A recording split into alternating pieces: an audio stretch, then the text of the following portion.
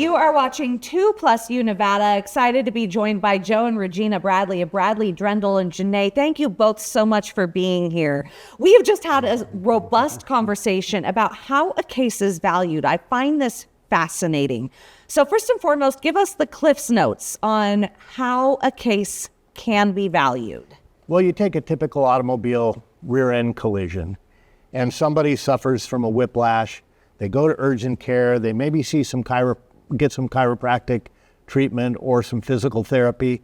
The value of that case is going to be a function of what the medical community says about your injury, the amount of your medical bills, the recovery, and your prognosis for the future. Typically in that kind of a scenario, the person's going to recover, say, 98, 99%.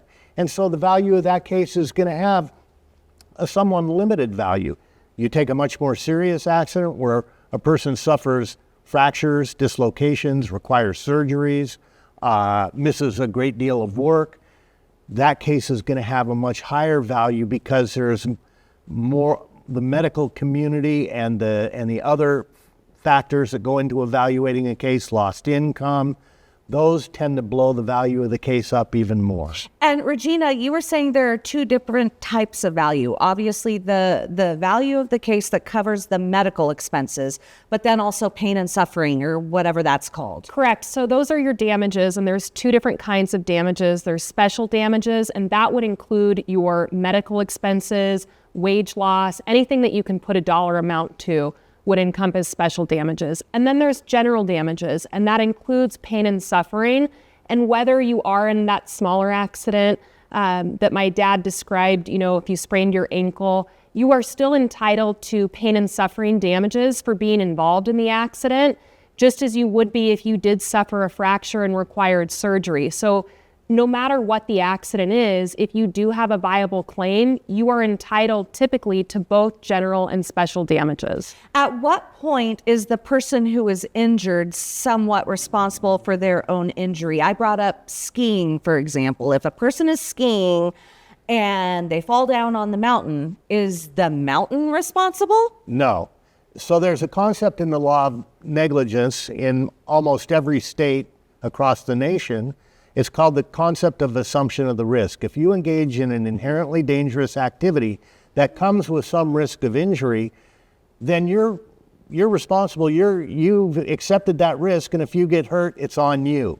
Now, if the mountain creates a dangerous condition, or if another skier crashes into you because they're going too fast or skiing out of control, in the state of Nevada, then that other skier would be responsible. Or if the mountain, say, had a unexposed stake sticking out of the snow and you skied into it and hurt yourself, in Nevada, then the resort would be liable to you for your injuries and losses. And I think it's very important that we highlight that you're saying in Nevada, because we have so many mountains that are both in Nevada and in California. The laws are different. No question. People will call me and they will say that they've been injured in an accident at Heavenly Valley, where another skier ran into them or something along those lines.